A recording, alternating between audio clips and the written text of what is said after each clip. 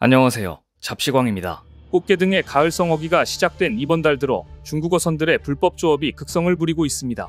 북방한계선 인근 등 서해 중북부 지역의 불법 조업 중국어선의 출현은 하루 평균 200척에 달하고 있습니다. 지난 7, 8월에 비해 3배 넘게 늘었습니다. 우리나라 최남단 도시망고 서귀포항의 모습입니다.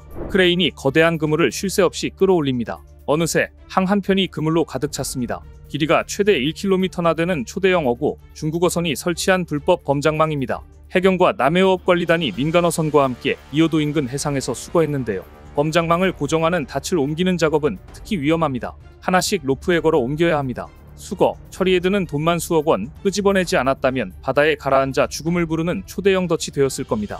해수부는 이렇게 수거선을 활용해 해마다 750톤 규모의 범장망을 수거할 계획입니다. 하지만 중국의 불법 어선들은 하다하다 이제는 아예 군함급 어선을 끌고 꽃게를 싹쓸이하는 최악의 만행까지 보여주고 있습니다.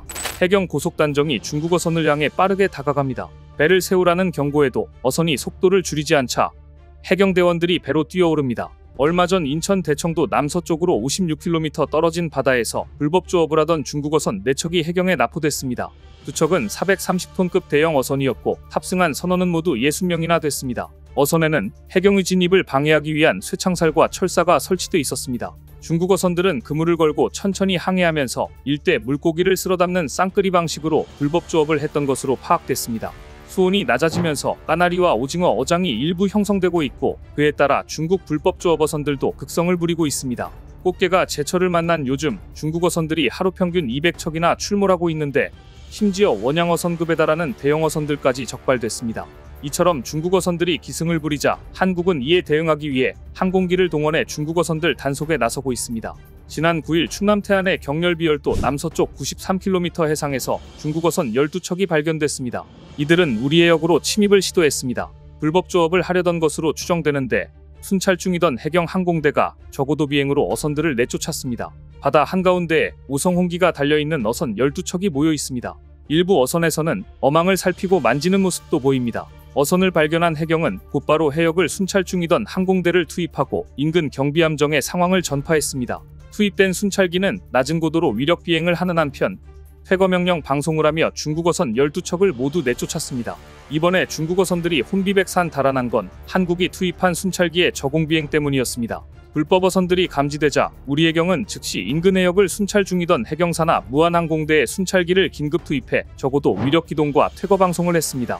목포해경 소속 3000톤급 경비함은 전남 신안 가거도 북서쪽 96km 해상에서 중국어선의 불법 여부를 확인하고 내척을 검문하기 위해 출동했습니다.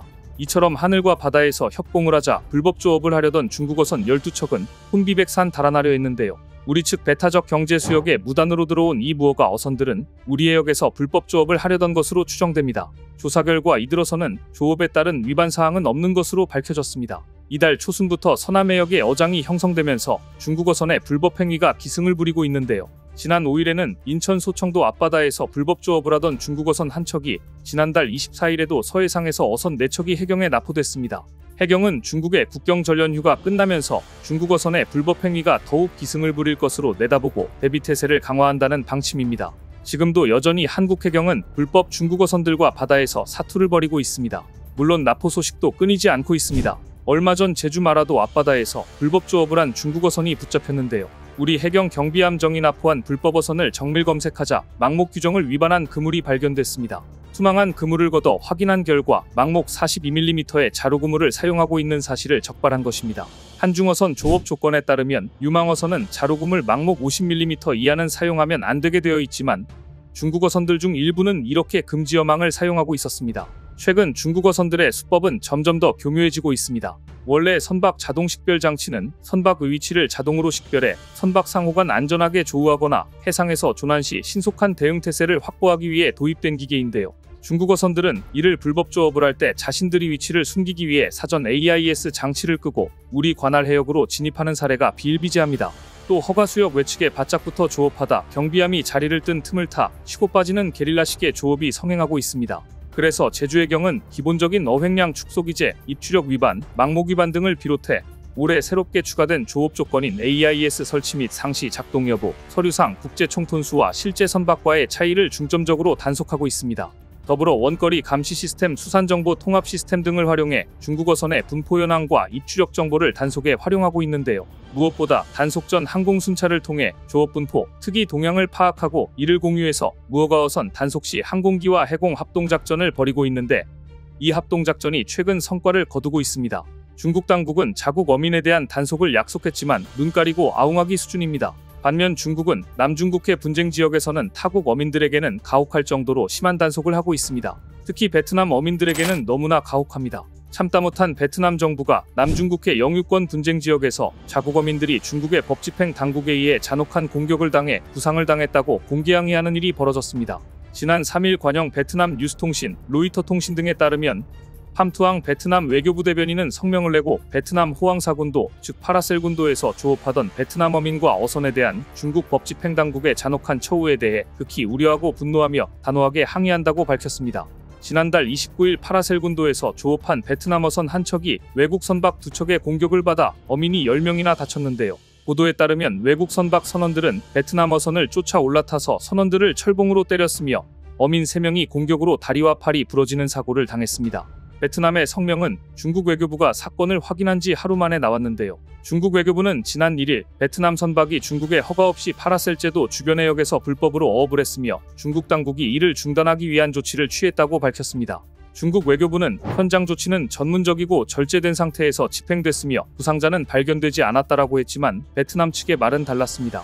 베트남은 중국 측이 자국 어민을 때려 다치게 하고 어업 장비를 압수해 재산상 피해를 줬다고 밝히면서 이러한 행위는 베트남의 주권을 심각하게 침해하고 국제법과 1982년 유엔 해양법 협약을 위반한 것이라고 밝혔습니다. 그러면서 베트남 외교부는 주 베트남 중국 대사관에 이번 사건에 대해 항의하고 중국 측이 신속하게 사건을 조사해 결과를 베트남에 알려주며 비슷한 행위를 되풀이하지 않을 것을 요구했습니다. 베트남은 필리핀과 달리 중국 정부와 공개적 충돌을 최소화하며 물밑에서 영유권 다툼 문제를 처리해왔습니다. 그러면서도 또 다른 영유권 분쟁 지역인 스프레틀리 군도에서 군사전 초기지를 확장해왔습니다. 하지만 중국은 필리핀과 마찬가지로 베트남 어선에 가혹한 대응을 했던 것입니다. 미국 외교 전문지 더 디플로맷은 이번 사건이 베트남 공산당 새 지도부 출범 이후 중국 베트남 관계의 불확실성을 반영한다고 짚었는데요. 파라셀 군도는 1974년 중국이 남베트남군을 섬에서 몰아낸 이래로 중국이 실효지배 중인 곳입니다.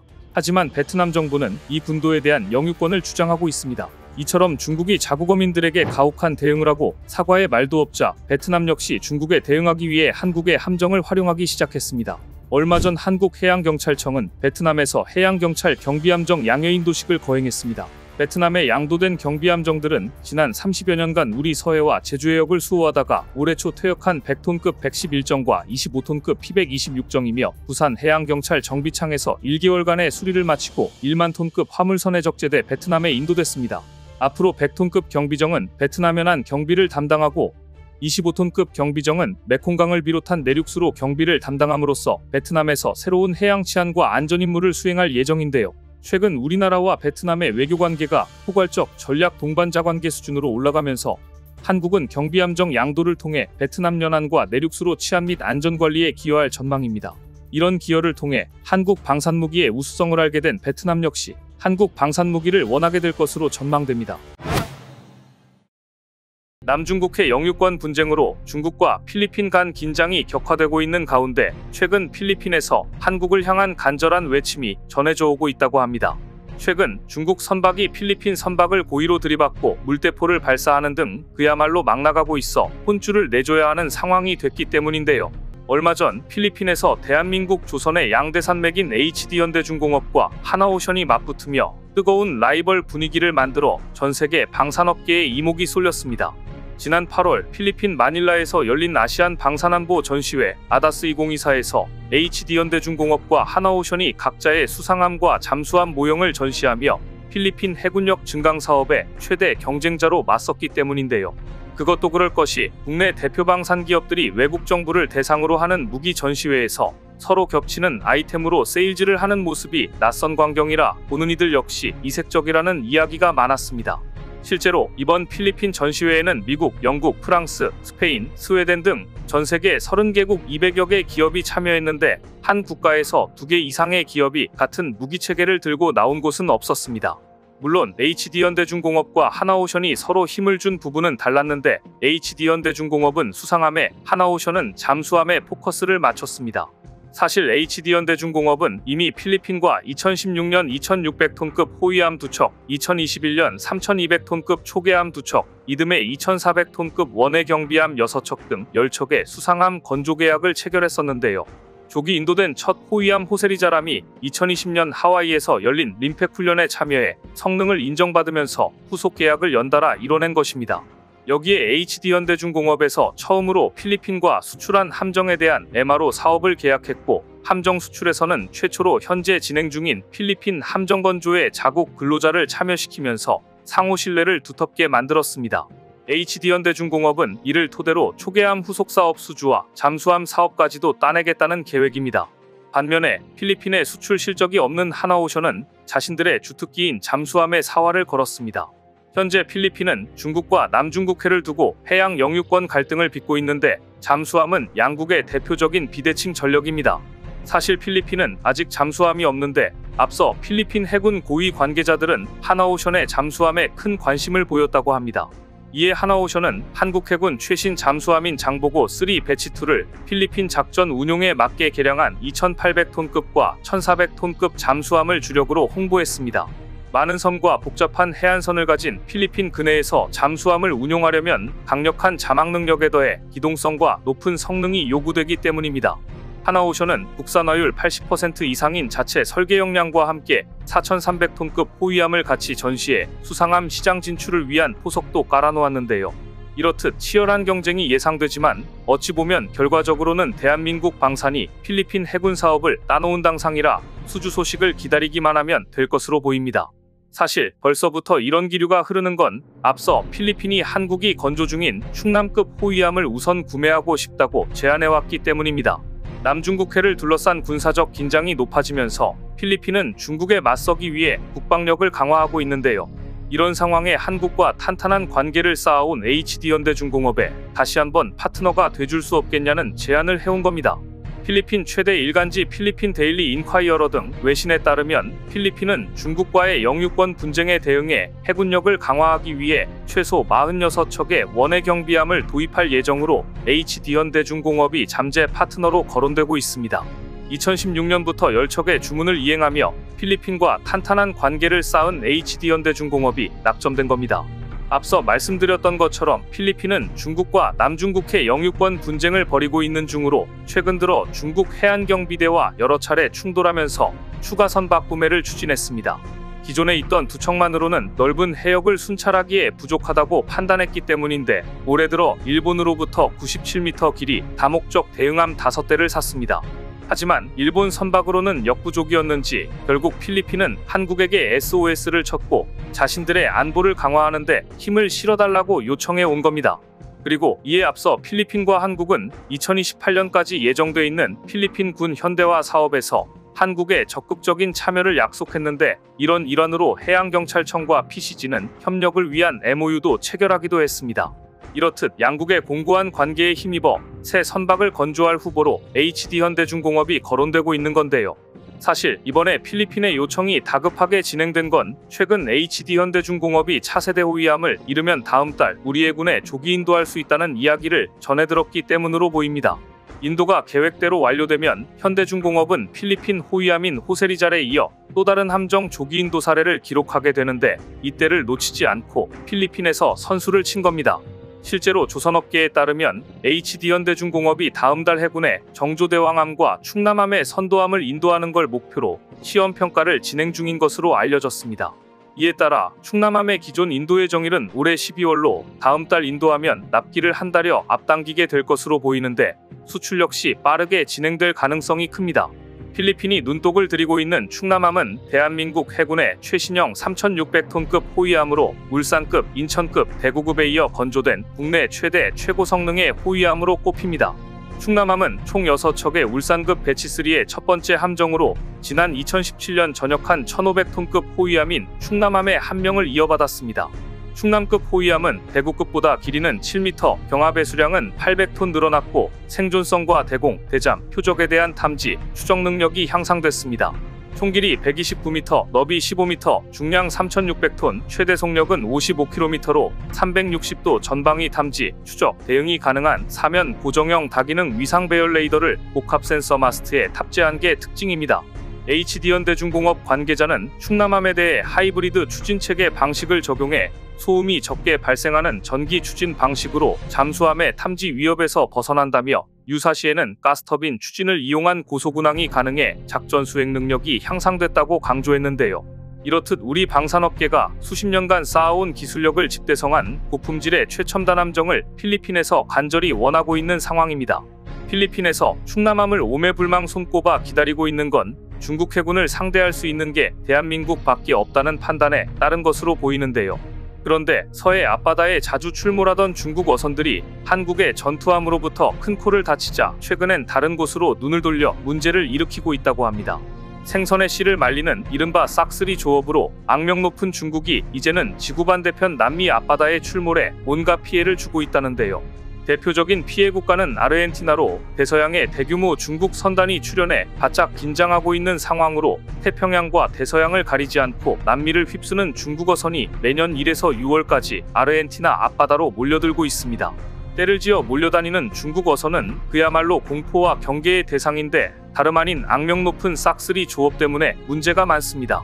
실제로 어망을 내리고 닥치는 대로 잡아들이는 중국 어선이 휩쓸고 가면 인기 어족 자원은 씨가 마를 정도로 바다는 순식간에 초토화됩니다. 그리고 최근 중국 선단이 몰려든 곳은 사노르 해만으로부터 약 500km 떨어진 어종이 다양하고 풍부해 바다의 복으로 불리는 곳입니다. 이곳에서 중국 선단은 이이지에 바짝붙어 조업하고 있다지만 언제 이이지를 침범해 불법 조업을 할지 몰라 아르헨티나 해안경비대와 해군이 긴장을 풀지 못하고 있다고 합니다. 이곳 해안경비대 관계자는 이이지에 바짝 접근해 조업 중인 중국 어선이 어림잡아 400여 척에 달한다며 24시간 감시체제를 가동하고 있다고 말했습니다. 상황이 이러자 급기야 한국에 러브콜을 전해와 중국 어선을 완전히 때려 잡아달라는 요청이 빗발쳤는데요. 중국 어선 대한민국 해양경찰이다. 즉시 멈춰라.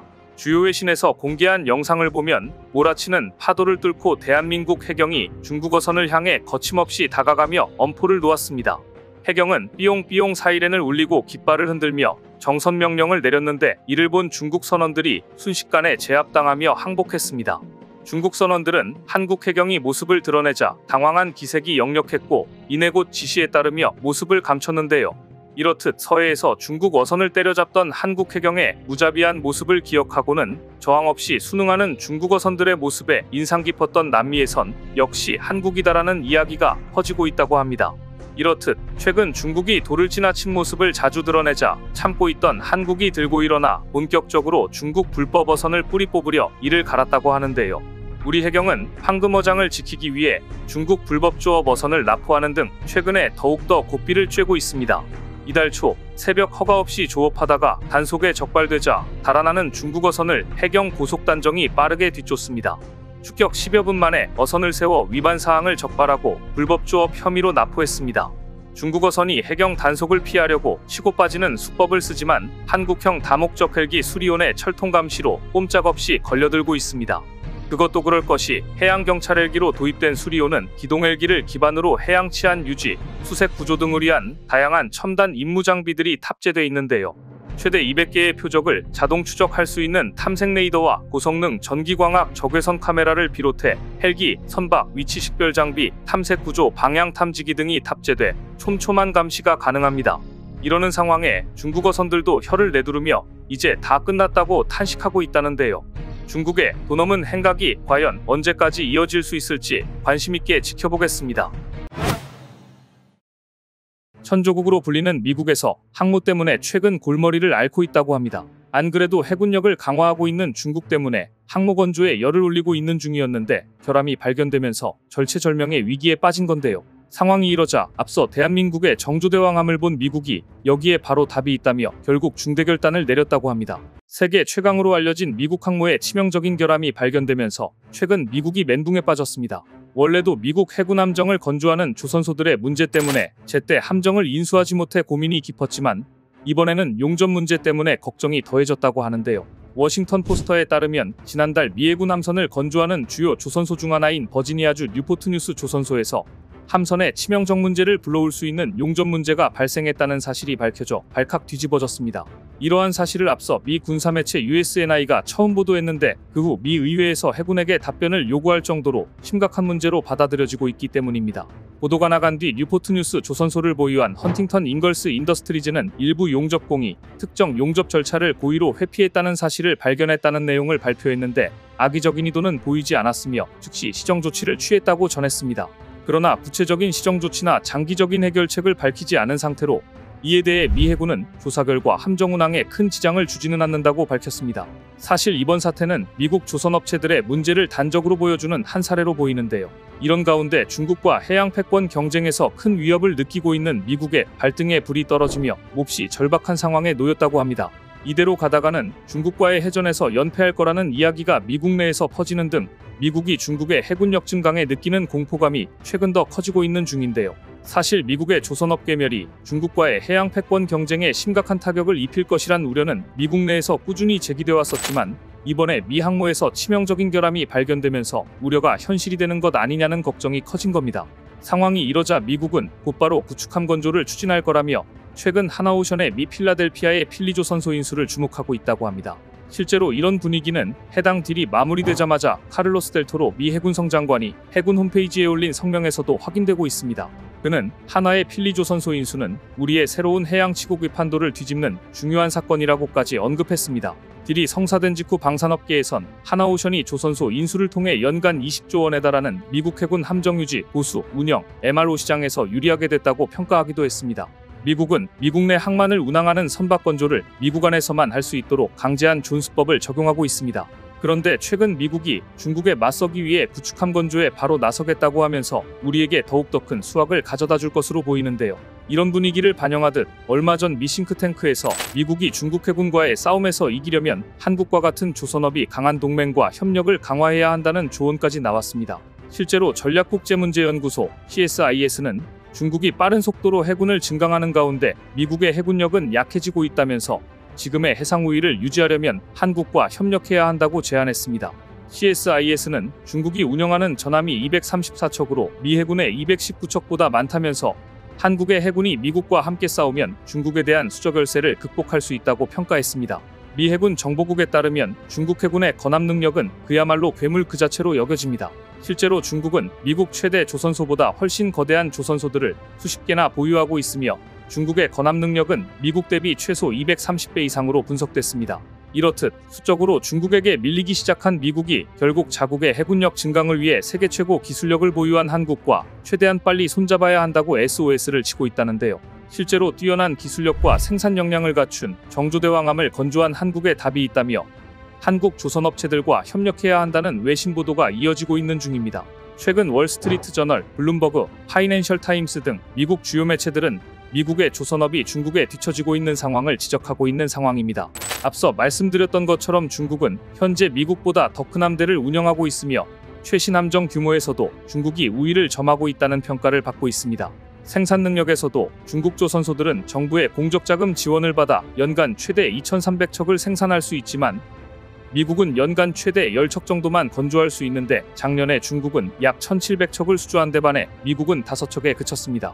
높은 인건비와 건조 역량 부족으로 중국과의 조선업 격차가 커지자 미국 내에서는 동맹국, 특히 한국 조선업체와의 협력을 강화해야 한다는 목소리가 커지고 있다고 합니다. 최근 월스트리트 저널 보도에 따르면 미국 의회가 4월 발간한 미국 해양 경쟁력 복원 방안 보고서는 동맹국과의 관계 확대를 권고하고 있습니다. 허드슨 연구소의 선임 연구원이자 미 해군 퇴역장교인 브라이언 클라크는 중국이 해양 지배력을 바탕으로 미국의 공급망을 교란할 수 있다며 동맹국의 협력을 통해 미국 조선업을 강화해야 한다고 주장했습니다. 그러면서 월스트리트 저널은 HD 현대중공업이 효율적 인력 운영, 선진적인 생산체계, 스마트 조선소 기술을 통해 공정을 최적화하고 있다고 조명했는데요. HD 현대중공업 울산조선소는 동시에 20여 척의 선박 건조가 가능한데 이는 미국의 작년 전체 선박 건조량인 4~5척보다 4배 높은 수치입니다. 이렇듯 훨씬 많은 수의 선박을 동시 건조할 수 있기에 시간을 엄청나게 단축할 수 있다는 평가입니다. 그런데 사실 미국과 한국 조선사들의 협력은 이미 진행 중으로 이를 위해 올해 초 카를로스 델토로 미 해군 장관과 필립 골드버그 주한미국 대사가 연이어 우리 조선소를 방문해 생산시설을 점검하기도 했습니다. 당시 델토로 장관은 최신 함정을 확인하며 별도의 협력을 요청했고, 이는 한국과 미국의 조선산업 인재 육성을 위한 교육협력 MOU로 이어졌습니다. 특히나 월스트리트 저널은 HD 현대중공업 특수선사업부가 2030년까지 군함 신조 및 MRO 부문의 매출을 3배가량 확대할 계획임을 언급하며 미국과의 협력 가능성도 조명했는데요. 다만 현재 미국 법령은 미국 선박은 반드시 국내에서 건조돼야 함을 명시하고 있어 현재로서는 MRO, 교육훈련, 기술적 지원 등에서만 해외 조선소와 협력이 가능합니다. 이에 따라 HD 현대중공업은 7월 국내 최초로 미 해군 보급체계사령부와 함정정비협약을 체결해 미 함정의 MRO를 수행할 수 있는 자격을 확보했습니다. 사실 미국이 간절히 원하고 있는 건 HD 현대중공업이 오랜 함정 건조 경험과 기술력을 기반으로 만든 이지스 구축함 정조대왕함과 같은 구축함을 자신들도 보유하는 겁니다. 세계에서 가장 진보한 함대 방어체계로 평가받는 이지스 전투체계를 탑재한 정조대왕함은 한반도 해역을 넘어 세계 방산업계 판도를 바꿀 주인공으로 기대받고 있습니다. 최첨단 전투 시스템인 이지스는 어떠한 공격도 막아낼 수 있어 무적의 방패라 불리는데, 이지스함 한 척으로 다수의 항공기와 전함, 미사일, 잠수함을 제압할 수 있어 현재 세계 각국에서 개발에 박차를 가하고 있는 상황입니다. 특히나 정조대왕함은 국내에서 독자 개발한 통합 소나 체계를 장착해 적 함정과 잠수함을 조기에 탐지하는 전술적 우위를 가지며 탄도미사일 요격은 물론 장거리 대잠어뢰 홍상어, MH-60R 시호크 해상작전 헬기 도입으로 대잠 방어와 공격 능력이 엄청나게 향상됐는데요. 이런 이유로 이른바 천조국이라는 별명을 가진 미국도 정조대왕함에 관심을 보이고 있는 겁니다. 실제로 칼 토마스 미칠함대 사령관은 작년에 HD 현대중공업을 찾아 정조대왕함을 시찰하고는 무척이나 감탄한 것으로 알려져 미국에서도 화제가 됐었습니다. 그리고 최근 폴란드 기자들도 한국의 조선소를 보고는 깜짝 놀라며 입을 다물지 못했다는데요. 방산업계에 따르면 최근 하나오션이 잠수함 사업을 홍보하기 위해 폴란드 기자들을 대상으로 거제 조선소 방문 행사를 진행했는데, 한국 조선업의 최첨단 생산시설을 직접 목격하고는 한국이야말로 정답이라는 이야기가 나왔다고 합니다. 특히나 이들은 최첨단 생산시설은 물론 대형 플랜트, 자동화된 시스템에 감탄을 쏟아냈으며 유럽 내에는 전혀 없는 최첨단 시스템에 매료됐다고 합니다. 이렇듯 폴란드 기자들은 이번에 한국의 조선산업에 큰 감명을 받는 등 폴란드 잠수함 사업에 한국이 참여해야 한다고 강력하게 주장했다는 후문입니다. 그리고 이런 한국 조선업에 대한 깊은 인상과 러브콜은 폴란드뿐 아니라 미국에서도 현재 진행 중인데요. 커트 캠벨 미국 국무부 부장관은 최근 열린 청문회에서 중국이 미국 역사상 가장 심각한 도전이라며 중국을 대비하기 위해 미 해군의 건함 능력을 대비해야 한다고 또다시 이야기가 나온 겁니다. 이번에도 캠벨 부장관은 지금은 해군의 시간으로 해군 역량을 강화해야 한다며 한국이 중요해진 이유라고 밝혔습니다. 그러면서 미 해군 함정의 설계 및 건조 속도를 높이는 것이 우리가 향후 10년간 해야 할 가장 중요한 일이라며 한국과의 협력을 통한 조선업 재건은 선택이 아닌 필수라고 강조했습니다. 이런 상황에 내친 김에 우리 조선업계는 내년에 있을 미 MRO 사업을 계기로 미 함정 수주 사업에도 본격적으로 진출하겠다는 의지를 드러냈는데요. 방산업계에 따르면 하나오션은 미 해군 함정 MRO 사업을 수주하자 HD 현대중공업도 내년 MRO 시장 참여를 예고했습니다. 함정 MRO 사업은 대한민국 조선의 가장 큰 강점인 납기 준수 능력과 기술력을 보여줄 기회로 꼽히는데, 이를 통해 미 해군과 신뢰관계를 구축한다면 함정 건조 분야로 사업을 충분히 키울 수 있기 때문입니다. 미국 해군 함정 MRO 시장만 연간 20조 원 규모로 추산되고 작년 기준 글로벌 군함 및 함정 시장 규모는 89조 원에 달할 정도로 엄청나게 큰 시장입니다. 대한민국이 세계 1등의 기술력을 가진 만큼 MRO 사업에서 이를 보여준다면 미함정 수주 역시 충분히 승산 있을 것으로 보이는데요. 우리 조선업계가 본격적인 호황을 맞은 것 같습니다. 최근 전 세계는 차세대 전투기 개발을 위해 전력 질주를 하고 있습니다. 하지만 미국도 대만도 일본도 심지어 러시아도 자신들의 뜻대로 착착 진행되는 곳은 없습니다. 미국조차 미 공군의 6세대 전투기 프로그램을 폐기하거나 축소하려는 움직임을 보이고 있는 가운데 해군의 6세대 전투기 프로그램도 취소되거나 연기될 수 있다는 위협까지 나온 상황입니다. 다른 사람도 아닌 로이드 오스틴 미 국방장관의 발언입니다. 미 국방부와 의회가 내년도 국방 예산안의 핵심 쟁점 중 하나인 공격 원잠 건조 예산 문제를 놓고 다투고 있는 가운데 미 의회가 주장을 밀어붙일 경우 해군의 차세대 전투기 사업 예산을 삭감할 것이라고 로이드 오스틴 미 국방장관이 경고했습니다. 당초 미 국방부는 내년 국방 예산안을 의회에 제출하면서 2025 회계연도 버지니아급 공격 원잠 한 척만 반영하겠다고 보고했는데, 미 의회는 해군의 극심한 잠수함 부족 문제를 지적하면서 잠수함 2척 예산을 반영하겠다고 받아쳤습니다. 하지만 오스틴 장관은 강력하게 반발했습니다. 오스틴은 현재 조선소의 능력으로는 잠수함 2척을 건조할 수 없다면서 합리적인 건조 일정에 따라 한 척분 예산만 반영하는 것이 맞다고 미 의회를 비판했습니다. 오스틴 국방장관은 당초 계획보다 잠수함을 한 척을 더 건조할 경우 국방부는 해군의 차세대 전투기 프로그램에서 4억 달러를 삭감할 것이라면서 이렇게 되면 차세대 항공기를 배치할 수 있는 해군의 계획이 차질을 빚게 될 것이라고 위협했습니다. 미 국방부는 이미 FAXX 전투기 프로그램 예산 10억 달러 반영을 무기한 연기했고 해군이 전투기에 참고로 삼으려 했던 공군의 6세대 전투기 개발 사업도 전면 재검토하기로 결정한 바 있습니다. 이처럼 전투기 개발은 막대한 예산과 예기치 못한 걸림돌이 많은 고난도의 프로젝트입니다. 하지만 한국은 KF-21 양산을 위해 막바지 테스트를 진행하면서 이 차세대 전투기의 성능을 한층 안정적이고 위력적으로 만들어가고 있습니다. 그러자 그렇게 한국에게 전투기 개발에 핵심 기술 장비를 주지 않으려 했던 미국이 앞장서 한국에게 기술 이전을 해주겠으니 함께 손을 잡자고 나서 세계의 이목이 한국에 집중되고 있습니다. 얼마 전 대만은 대만판 KF-21과 같은 신형 전투기를 개발하려던 계획을 접고 미국에서 전투기를 수입해오기로 결정했습니다. 기술 자립도 95%, 4.5세대 이상 성능의 신형 전투기 자체 개발이란 목표는 아무나 이루는 것이 아니었습니다. 엔진과 레이더 개발, 그리고 주요 항공전자 장비의 통합 등 전투기 하나를 개발한다는 것은 얼마나 초고도의 기술력을 요하는 일이라는 것을 깨닫고 포기한 것입니다. 일본, 영국, 이탈리아가 공동 개발하려고 했던 차기 전투기 프로젝트도 마찬가지입니다. 영국의 새 정권 내에서 개발비에 대한 우려가 부상하면서 암초에 부딪히고 말았습니다. 지난 7월 영국 주요 언론들은 영국이 일본, 이탈리아와 공동으로 추진해온 차세대 전투기 개발 프로그램을 지속할지 안 할지 불확실한 상황이라고 보도했고 일본은 멘붕에 빠져 있습니다. 반면 한국은 KF-21의 양산을 착착 준비하면서 필리핀에서 FA-50의 전투기 유지보수 사업자로 선정되는 등 기술력으로 인정받고 있습니다.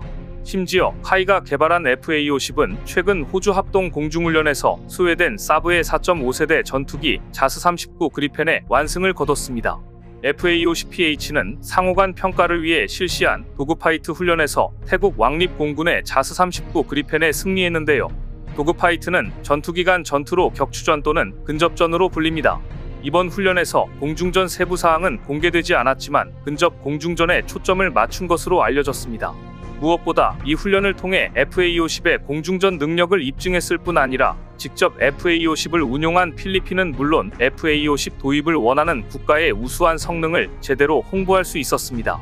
현재 FA-50은 필리핀 공군과 태국 공군의 F-16 대체 사업에서 유력한 후보기종으로 평가되고 있습니다.